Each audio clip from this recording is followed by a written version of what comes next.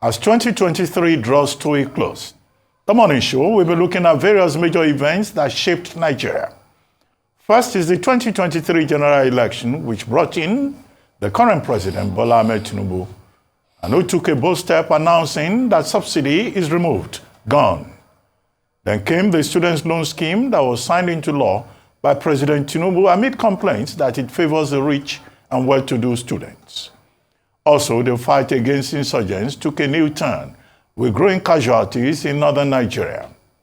On the business scene, Dangote Refinery came alive with its launch and processing of crude oil for deliveries. However, scarcity continues to loom as we welcome the year 2024 next week. Joining us now on the morning show for the year 2023 review and a look at 2024 is Chude, Deputy Chairman, Joint Action Front, Austin Aigbe, a public affairs analyst, and Otabor, Director of Strategy for the African Center for Leadership, Strategy, and Development. Gentlemen, thank you very much for joining us on the morning show. Well, the introduction already speaks for itself. A review of the year 2023.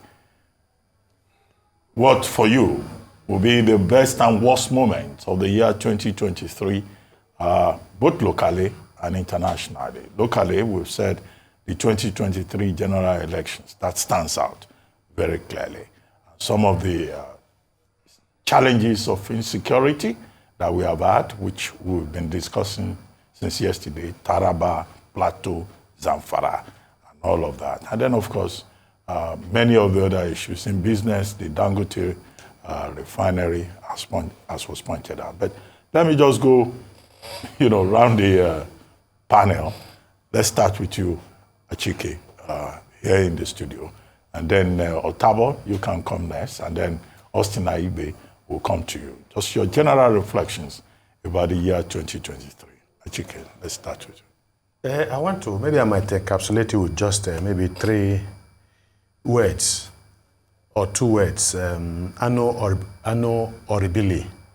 And that was the question that was asked, the answer by the late Queen Elizabeth, the Queen of England, when in the wake or in the aftermath of all the crises that had bedeviled the royal family, the death of Diana, and then all of the controversies that took place. And so she was asked about her impression, just like you're asking me about the year. And she said, Anno Oribili, it has been a horrible year for the royal family and for Britain as a whole. So you want to look at everything that has gone on, really, in general terms. It has not been a wonderful, fantastic year. And even the landmark event that you talked about, that is the election, was supposed to usher in a new mood in the country, because that's what elections do. It's about easing out the old order that has not served you well, and then bringing in the new, especially if the current incumbent at that time is not trying to come back to power. And so the election itself was a momentous, perhaps one of the most momentous events in 2023.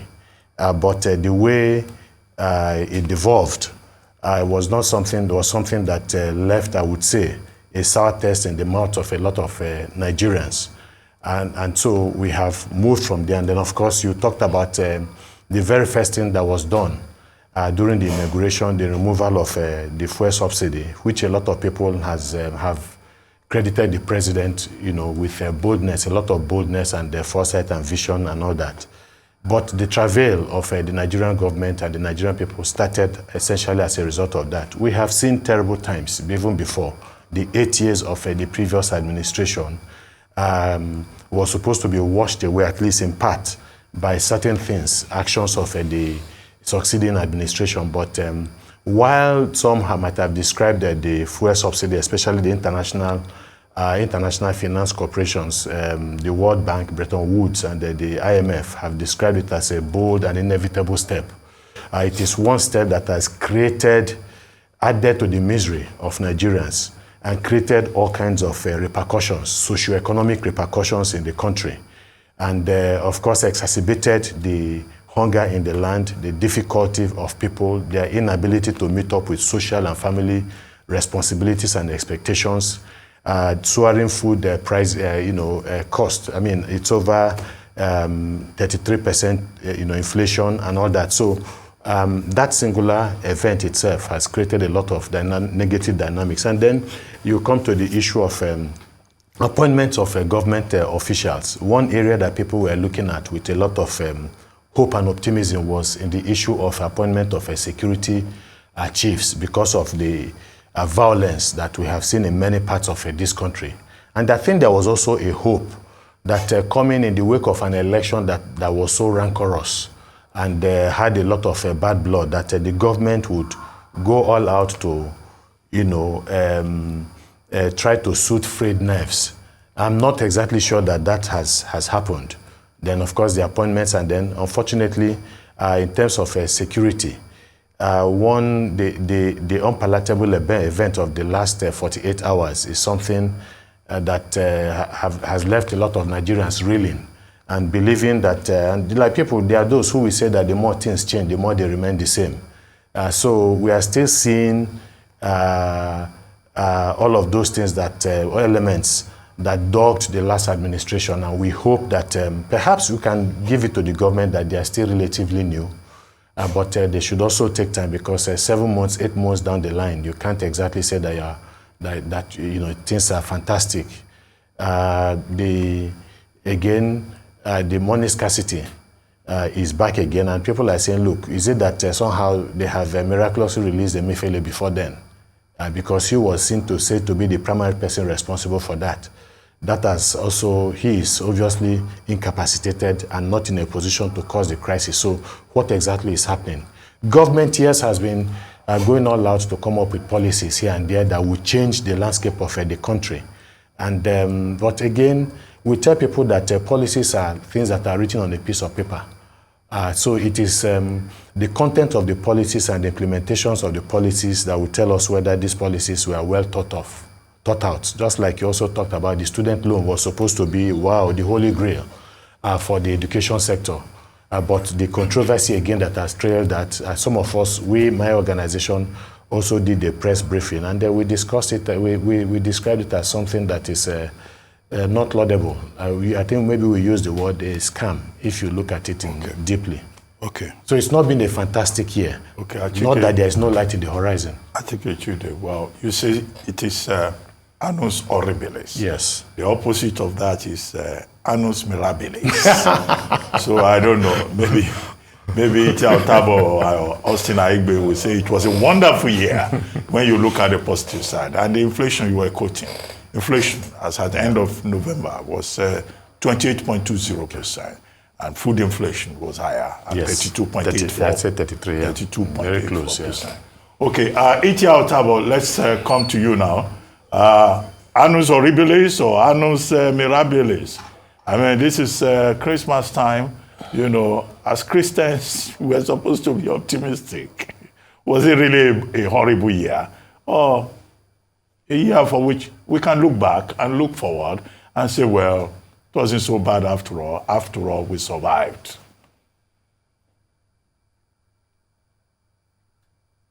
And like you rightly said, Merry Christmas to your viewers out there all over the world.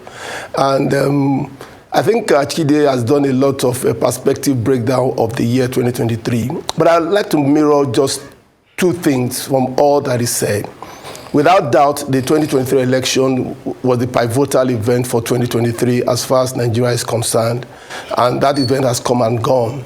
And I think that for me, as that event, which encapsulates a lot of what we are presently facing now in Nigeria, in terms of the coming of a new government, in terms of their policy direction, for me, what has been the downside for me has been the fact that the president came in and he himself alluded that he was going to hit the ground running, and he made a very monumental and very strategic pronouncement on the day of his inauguration.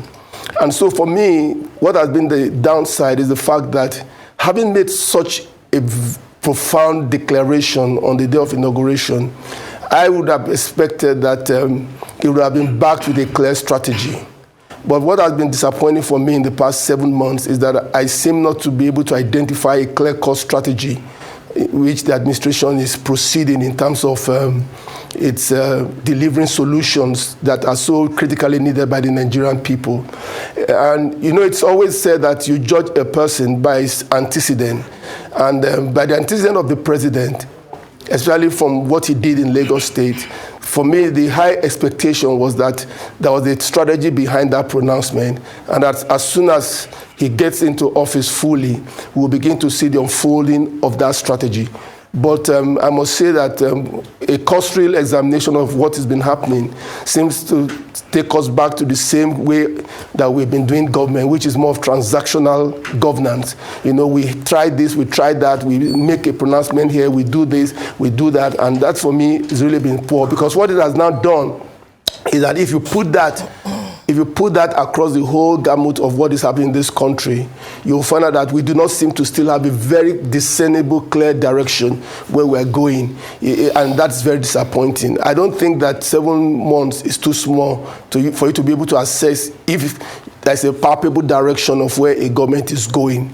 We should have seen a clear strategy. We should have seen a clear, purposeful direction. And then we see every dot coming into play. But for me, that's been disappointing, because that's what has now escalated into all these things that we see, the suffering.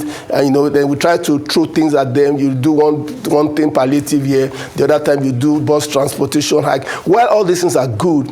But if they are not linked to a clear strategy, then it doesn't fit.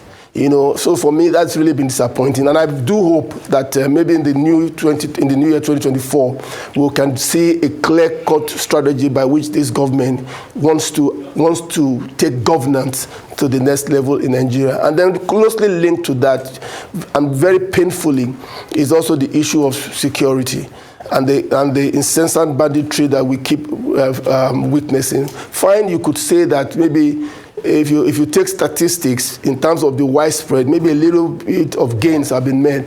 But that's the same thing you also find. We still find that it's the same thing. The bandits will attack. They will have enough time to operate. And then when the government now comes in, they have already left the scene. And then we'll issue the same thing. We must get these people arrested. So it's the same continual thing that we keep re-echoing. So we are hoping. And that's really been bad. And so we are hoping that also in that area, in 2024, we will see a clearly coordinated, synergistic arrangement with our security forces. They've been doing well. We cannot say that they're not doing well. But we're hoping that after all this time, they've had enough time to study this scenario. They've had enough time to look at the operations of this bandit and how they operate, so that we can have a kind of approach that will be able to deal with all of these things as a holistic strategy to stem this in its place. And overall, yes, 2023, from that point, you know, you could say that one cannot but be pessimistic in terms of the outlook. But I keep saying to Nigerians that we need to also recognize that you cannot fix everything that is bedeviling Nigeria in one day, in 1 month, even in 1 year, or even how many years.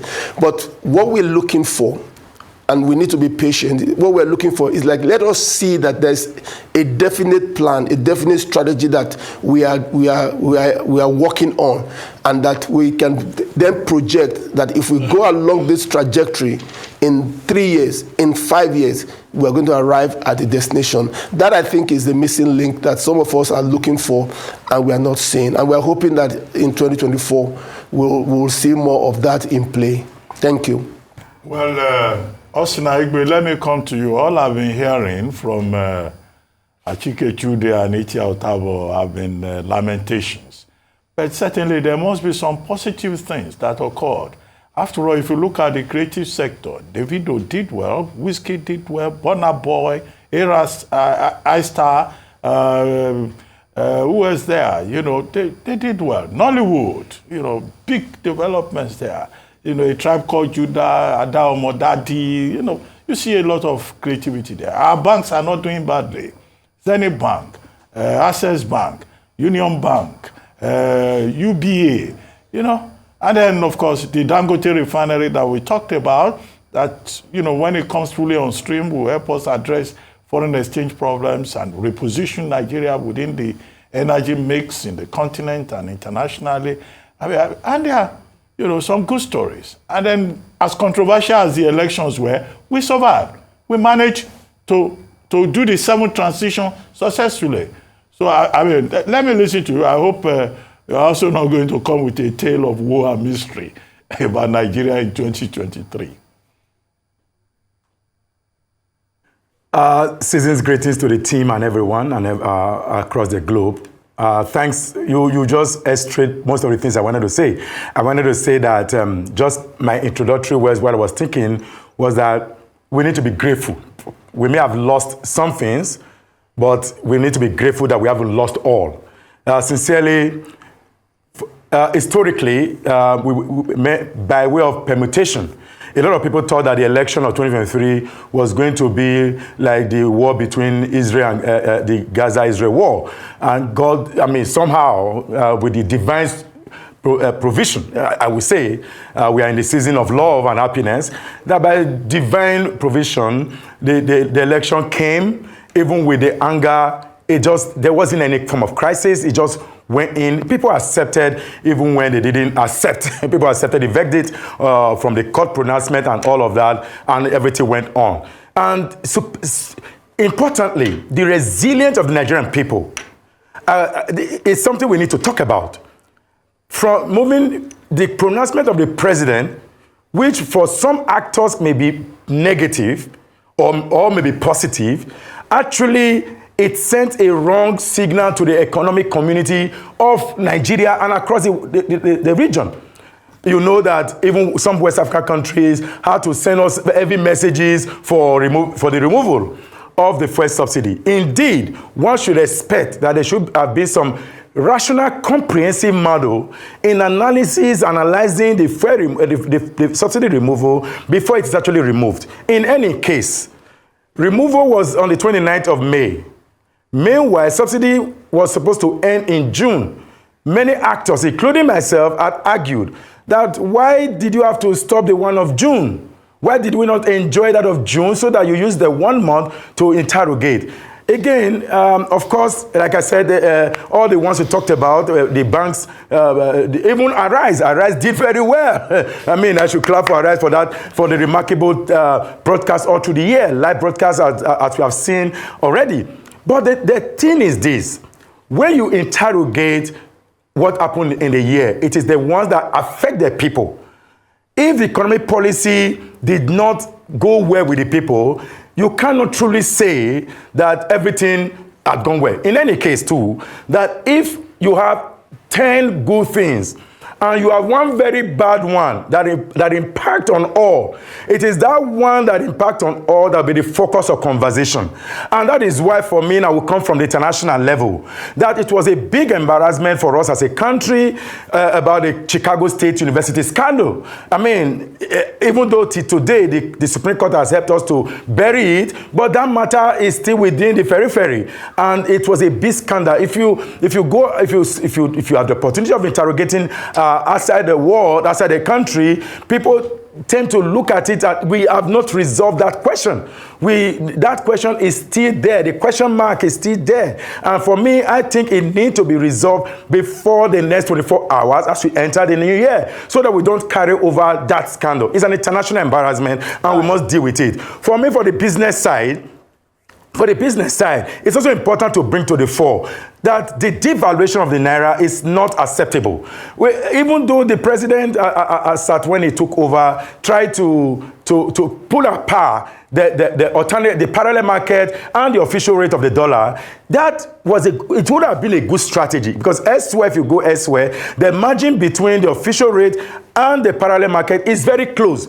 But in our country, the margin is so wide. If you go to somewhere like Angola, you go to somewhere like even in Syria alone, in Ghana, the margin between the official rate of the dollar and the parallel market is very close. But in Nigeria, the margin is more than 50%. In fact, while the dollar at some point was about 400 or something officially, on the alternate market was already 800 plus. That was double the amount. And the president thought that merging that would have been a good deal, but why did it not work? Can we find out before we move to 2024 and get people to answer the reason why the strategy didn't work. I'm sure that would have been the best option for us, that there would have been no need. If the official rate is 1,000 naira and the parallel market is about 1,200, but in any case, as at now, you and I know that the parallel market has even gone higher than 1,000 naira. It's beyond 120 naira now per dollar. That's an embarrassment. Meanwhile, the former regime that we thought was not doing well, the regime of President Muhammadu Buhari, dollar was flowing between 800, it ran to 900, and it came back. And that have a great impact on even the pure water people drink, on even the orange that we buy, the sugar cane. It impacts on every bit of our economic life, because once it affects the petroleum product, it does affect the snowballing of all other products. That is a challenge that we need to deal with in 2023. Back to the issue of the nationally that people have talked about of the election. Okay. For me, thank you so much, Mr. Aigbe. Because of our time, I would come back to that. But maybe you just want to say one or two sentences on the election since you started, so that I can go on to the next question to all the panelists this morning.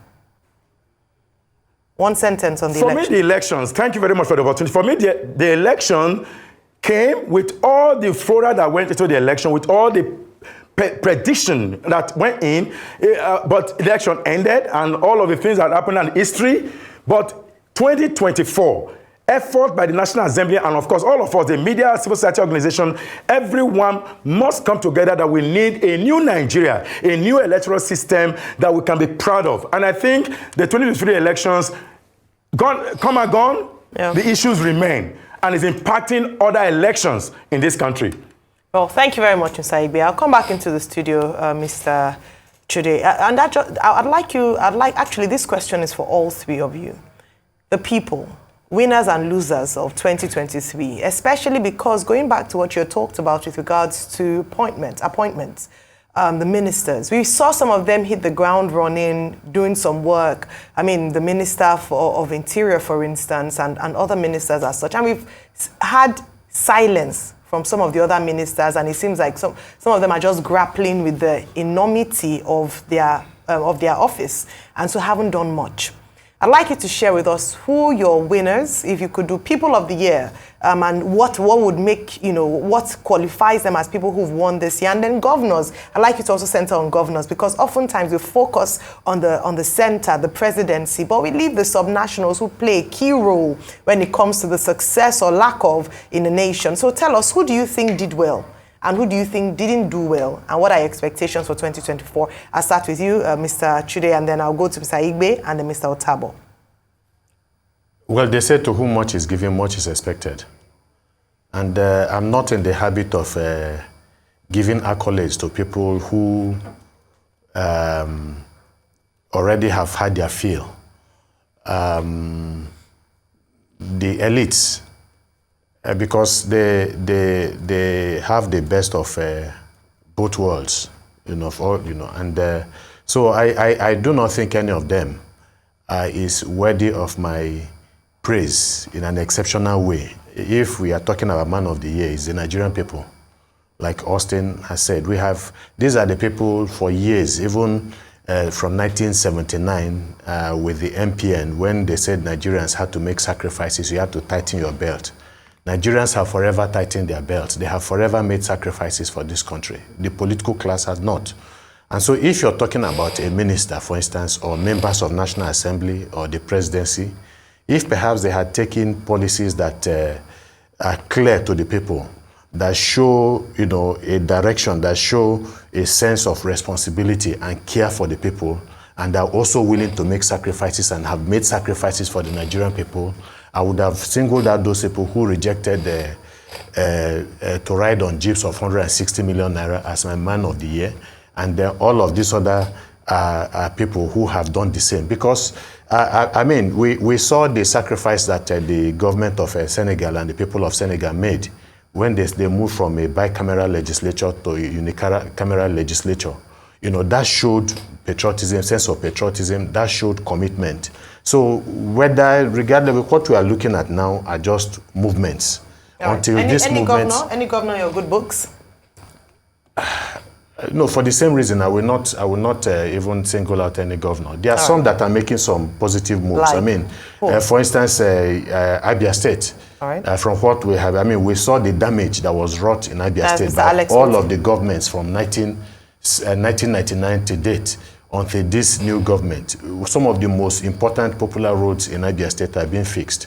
And so I would say that that is positive. But should we commend also governors for fixing roads and building bridges? After all, the money is not theirs. But if I have to pick anybody, any governor, I would say, or any state, I think it's what is happening in Abia State. Not maybe because of the input of the governor essentially, but part of it, but because of the damage that was done, and that somebody is now coming in there to try to make repairs. I'm sure there are a few other people that are also moving in the right direction. Okay. All right, let me quickly go to Mr. Aigbe and then Mr. Otabor. Very quickly, the people who perhaps did it for you this year, winners, and those who didn't, and then both at national level and subnational level. Mr. Aigbe, very quickly, please. Quickly, I pull out two people who are very close. For me, what happened in Rivers State was remarkable, and I want to give it to Simi Fabura for that tenacity to hold on to the state of affairs, recognizing that there was an usurpation of a power, and to speak out with boldness. And secondly, having to come out again to say, I will stand with a peace deal as signed, as coordinated by the President of the Federation. That is remarkable. We must truly commend that state, because by now what you'll be hearing will be fire and brimstone in that state.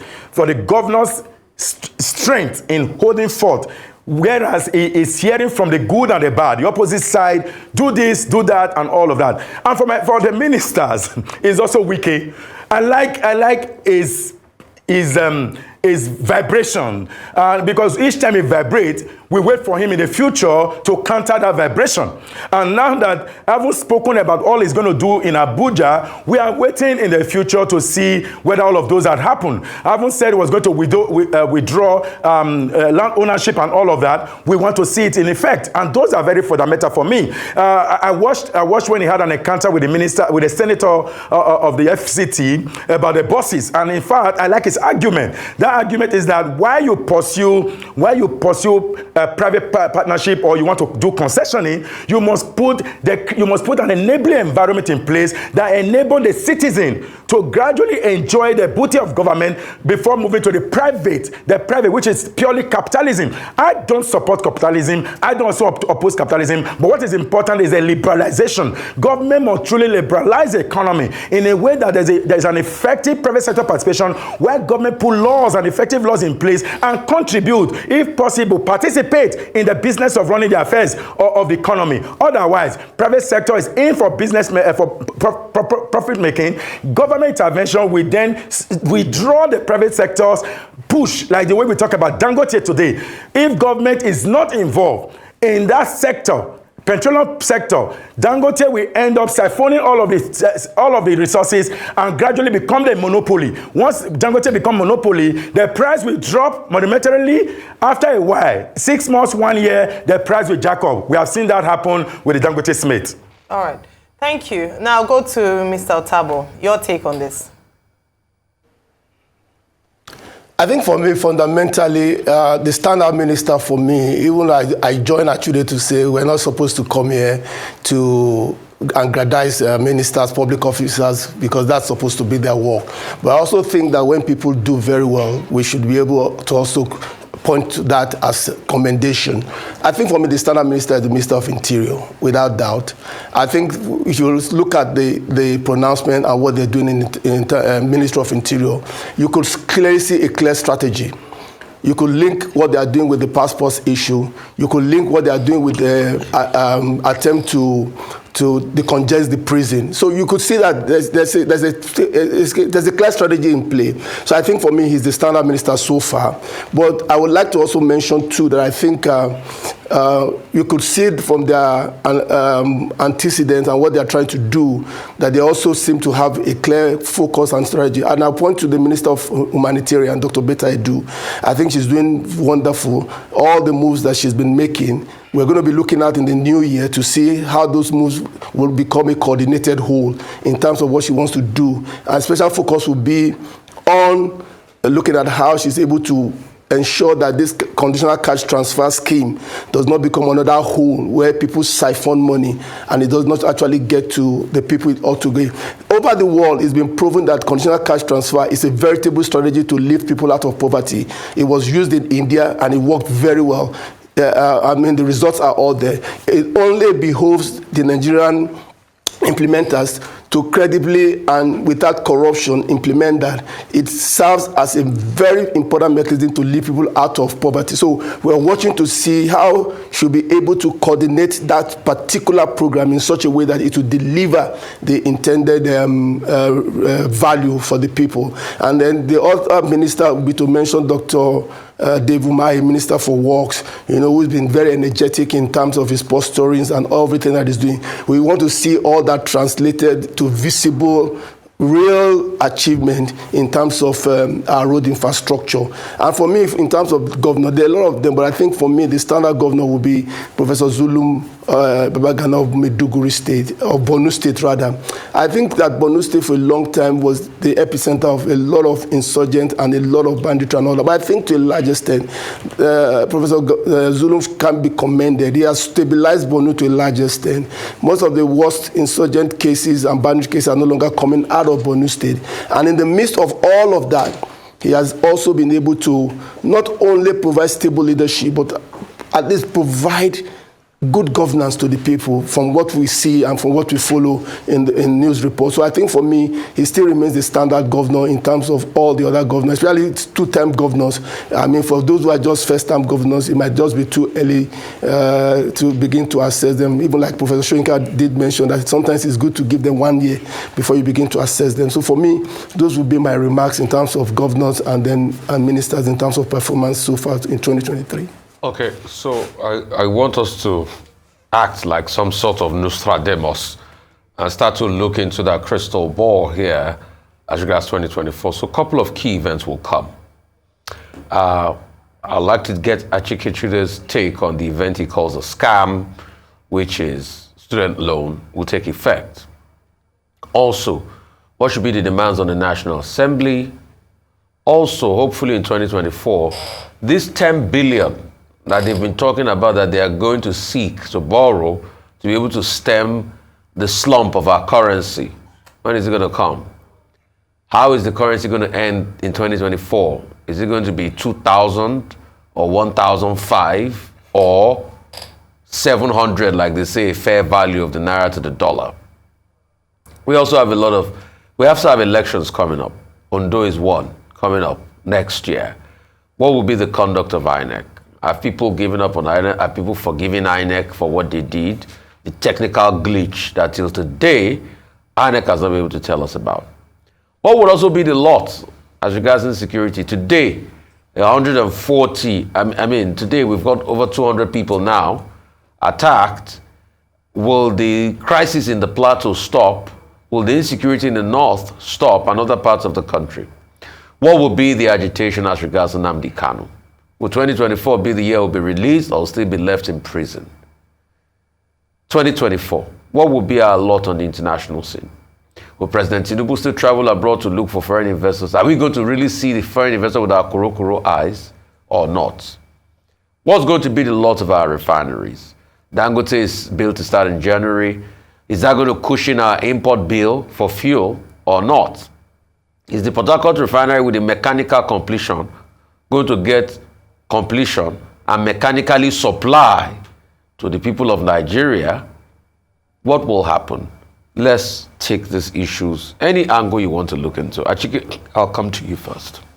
Yeah, obviously there are some things happening within the polity that are not sustainable.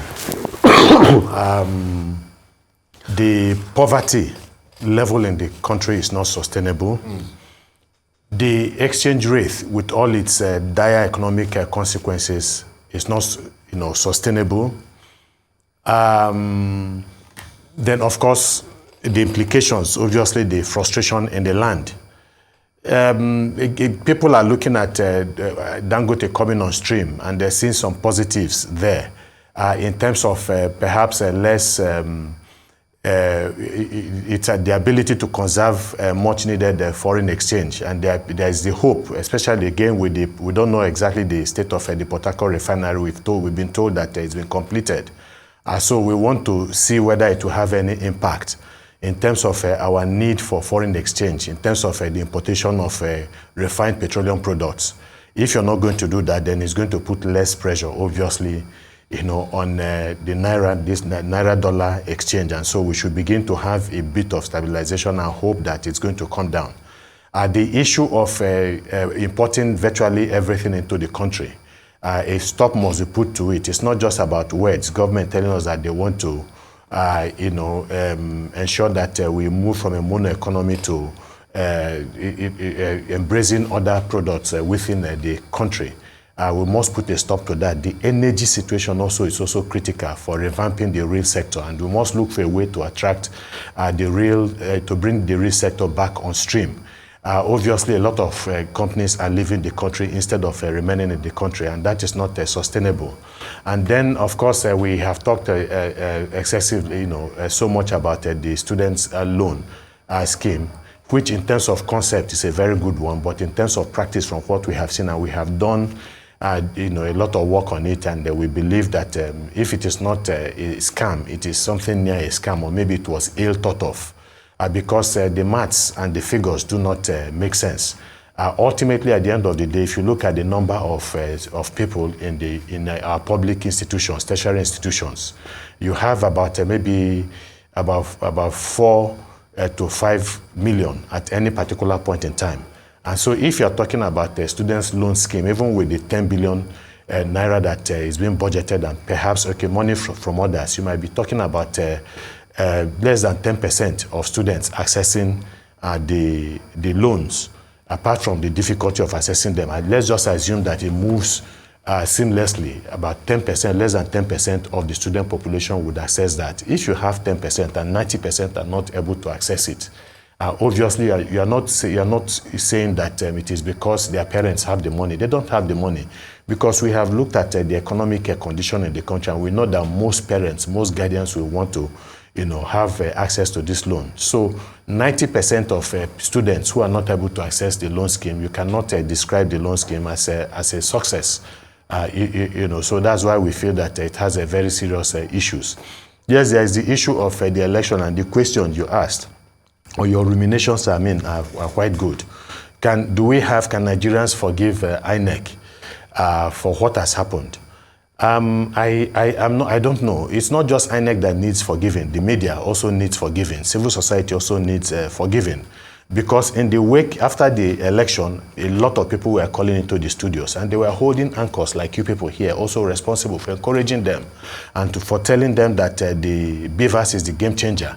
And a lot of us did that. And then so they moved that in droves, believing that, yes, things are going to be much better. But what we saw was more than a scandal. It was an abominable scandal. And then we have seen after that subsequently. Because look, somebody has said that maybe from scriptures, that when a matter is not settled right, the hearts of the people will be filled with rebellion. So the things that led to that election, the glitch and all of that, had not been settled. What happened? There was no investigation, no probe and all that. And we expect that subsequent elections are going to go the right way. It's not. And so we saw the last 3 elections that we had also move along the same direction, and undermining the ethos and the ideals of democracy and elections proper. So it's going to take a lot for Nigerians to begin to allow the malfeasance by INEC to go, because the people who were responsible, this is how you hold people accountable. Who are those that have been held responsible for what happened in the last election? Not just the failure of INEC, but the failure of security. Nobody has been punished. And so how do you think that people are just going to miraculously, become good overnight, turn from bad to good? So nobody has been punished. There has not been any serious forensic examination of what happened, and people who failed in their responsibilities and duties. Billions were spent. We must not forget. Billions were spent in that process. And so that has also gone down the drain and brought the country, to disrepute, at least, if not before Nigerians, but before the international community, who also issued good reports about the election. So, so these are some of the things that we need. In the whole of this, we are hoping that we are going to have a silver lining. And I think, you know, Dr. Ruben was trying to, I think, nicely blackmail some of us to speak good, you know, of the country. We want to speak good. It's our country. We love this country. And so we want good things to happen in the country. But at the same time, it cannot be done with whatever we say we cannot do it at the expense of truth. Because truth in its way has a liberating element itself. The fact that we acknowledge our weaknesses, we acknowledge where we stand, then it means that we are ready to move forward, having accepted the mistakes of the past. And so we are hoping that we are going to have a clear direction from the government. But you see, even when Abate was talking, I was wondering how old is Abate? Because it was really enough names of, you know, the younger generation of musicians, artists, Davido and all of that. You know, and absolutely, that is the only reason. But then what essentially I'm trying to say really is, yes, the banks are doing well, or are doing fairly well. Then some of these individuals are doing so much and bringing much needed, you know, money into the country, much needed foreign exchange into the country, and then putting our country out there in the, you know, the map of the world. Some of them are so fantastic. But ultimately, the people, 133 million Nigerians in multidimensional poverty 2-3 years ago. By now, maybe it's around 154 million. It is not sustainable. Because if you look at the insecurity situation that we're having in the country, at the root of this problem is the poverty in the land, and then the illiteracy and the ignorance in parts of this country. We must be able to do something about it. Government must look for a way to begin to address these issues and not just, you know, propaganda. Because what we have seen is when things go well, people will see it. Don't tell us that things are going well. People will know, people will see, because they are feeling it. What they are feeling right now is the pinch, is the crunch of a suffocating economic situation. But when things begin to do well, Nigerians are not really bad when it comes to governance. Nigerians will even provide excuses, and have provided excuses for politicians, even when politicians are misbehaving. You know, but as long as they are doing something, by the time you complain about them, Nigerians are the ones that will tell you, I beg, believe and maybe you see what they do. No be where person they work, and then they chop. They provide excuses for them. But it's not when you want to take everything to yourself and then there's nothing for the people. It is going to breed serious resentment and frustration. And this has the capacity to destabilize, you know, the social fabric of this country. And government must realize. And then lastly, let me just say this. This optics of, you know, the rich who are already well taken care of, having parties and you are spending 400, 800 million naira, riding in cars of 160 million, going to international meetings with 400 people. The optics are not good, and people are watching, and it is not right. Okay, thank you so much for that. I'd like to come to you, Mr. Austin Aigbe, and afterwards, Otabor. We're looking into 2024. Okay, thank you very much, Doc. For me, 2024 presents to us a good opening. This is a time for strategies to sit down. I think Mr. President needs to have a meeting, a 1-week meeting with strategies from all the sectorial point, and get out the best option, looking at alternate options, and then you get out the best of the options, because there are usually alternate options. For example, within security in the now Plateau, Taraba, even though the Northwest is still not totally off, or the Northeast is not totally off, for me, the issue in Plateau specifically looked like the one-state solution that is being proposed in the Middle East. I mean, Israel and Gaza and the Hamas crisis. There's a challenge of resources that must be equally divided in a way that people are happy. As my friend Chike has said, there's a huge sum of burden of poverty. Beyond poverty is a quest for anger, which is the motivating factor In my argument, even though you take it from the elder or the farmer elder conflict, but there's an issue of resources. And if we don't settle that resource, that quest for resource management, that crisis will not stop. We must truly identify the issue, which is resource-based, whether it's land or whatever, usually land. We are now in the climate change era. That's on one side. 2024, I'm looking at the possibility where the president truly speak to Nigerians. I mean, the president as a Nigerian talking to Nigerians, feeling their pains. I don't always like when I hear the word Nigerians should be patient. When Nigerians are patient and government officials are not patient, it does not agree. There's no equilibrium.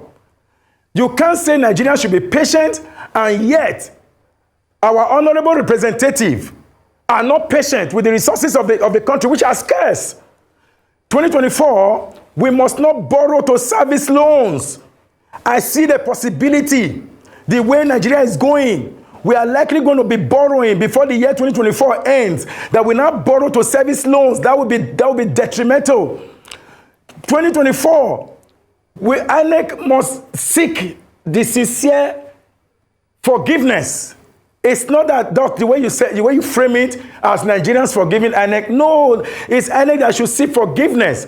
As Chike said, I am part of it. In fact, I was so pained realizing that the glitches that happened, because on many instances, I had told a large number of folks, even on my social media handle, that this election, the 2023 election was going to be the best.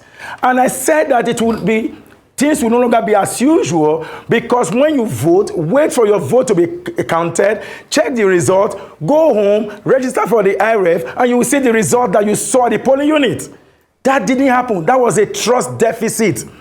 For that trust deficit to be reawakened, there must be truth and reconciliation. So it must be one, seeking forgiveness of the people. And Nigerians are very good people. They will forgive. They will forgive and move on. After all, they will tell you, if it's too much now, 8 years. And that's the resilience of Nigerian people that I truly hail.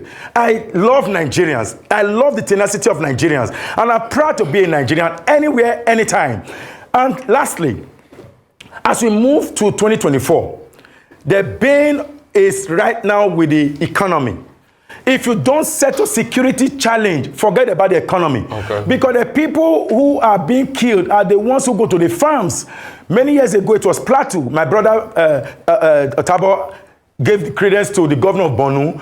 But that Borno state, I don't know the level of farming that is ongoing now. The resource, the agricultural products that are coming out. It used to be the heaven of agriculture. Okay. Back in Benue, look at Benue. Benue is the food basket of the country. Because of insecurity. It has become the no-food basket. If we get back security and make people go back to their farms, that we're no longer importing rice. What are we producing in any case? Last administration were to produce and export pencils for Nigeria. With all the energy and the knowledge that we have, we were to export pencils. What are we producing that will make the foreign exchange to drop? And not borrowing. If you pump billions of dollars into the Nigerian economy and you're not producing anything in a year or less than a year, we are back to square one. Economists know this. Even the president who's an accountant do know this. You can't keep borrowing to sustain. So Otabor, if you're there, I understand you cannot hear me. We must stop borrowing. So because of the phone line has dropped, I understand you cannot hear me, but Otabor, you can have your take on this as we start to wrap things up. Otabor, please, your take. Sorry, we had to wind him down because he couldn't hear me any longer, and we had to move on because of time. Otabor, can you have your take? Otabor, can you hear me? Okay. We'll take a quick short breather. We'll come back.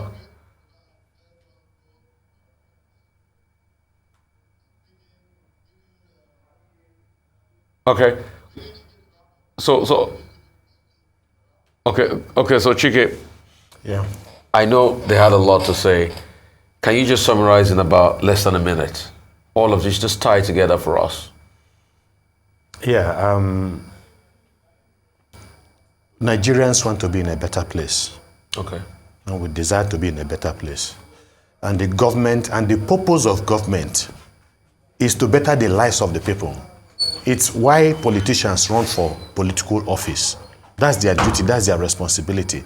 Ours is to respond to what the politicians are doing. And I have always said we have done our best as a people. It's not as if we don't have our own problems.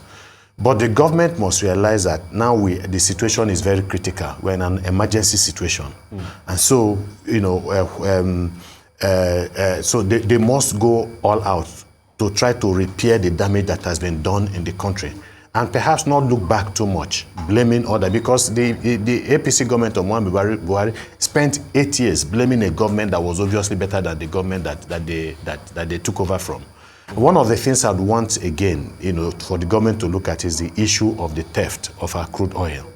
We need to also increase in terms of the OPEC quota, where Nigeria is underperforming, even though we have increased our oil output in the past few months. But are we still losing up to 400, 500,000 barrels of crude oil? We'd like to say a very big thank you to you. I hear Otabor is there. Otabor, can you give your take quickly in about a minute and a half as we wrap up, please? Quickly. Thank you for, I just want to say that there's a need for the government to really begin to connect with the people, both in terms of its pronouncements and its actions. I would say that one of the most disappointing things so far, you know, the assurance that when you take off fuel subsidy, all the gains and all of that will be transferred to the economy. We have not seen that happen. Rather, we have seen translation into big government, the highest number of ministers appointed. We have seen the National Assembly that is voting money to itself at ridiculous amounts. You know, so there's just that disalignment that we're all seeing. We hope that in 2024, the government, and when we say government, both the executive and the legislature will try to match words with actions. These are things that people are seeing and is not engendering confidence in the polity. And let me quickly say this, that government must try to revive the economy. And by January 1st, they are planning to delist almost 91,000 people from the CAC list. And you are saying on the other vein that you want to promote the SMEs. And most of those 91,000 are SMEs. So there's this confusing voices that is coming. You are saying that you want to grow the economy. Well, immediately you took off 43 items from the export ban. So these are confusing voices that we're getting to. And we're hoping that in 2024, there will be a clear-cut strategy that government will want to adopt. And they will make it plain to everybody to understand that this is where they are going. And this is how they are going to get to that place. Thank you. All right. Thank you. Well, thank you so much, Otabor, Austin Aigbe, and of course, Chude, for your take this morning on the show, reviewing the best and the worst of 2023 and looking ahead to 2024.